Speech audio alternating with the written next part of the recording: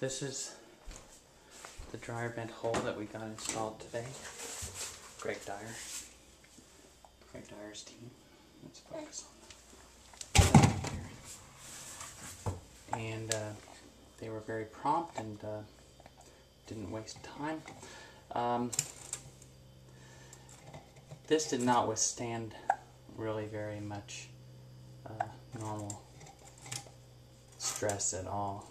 This outer ring of trim here pulled loose almost immediately.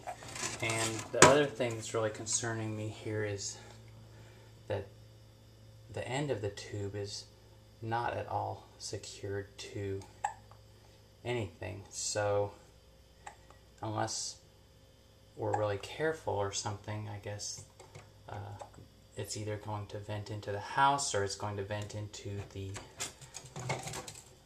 space between the drywall and the outside of the house. So it seems like that this should not be just loose. It seems like it should be attached, basically, so that when we bend this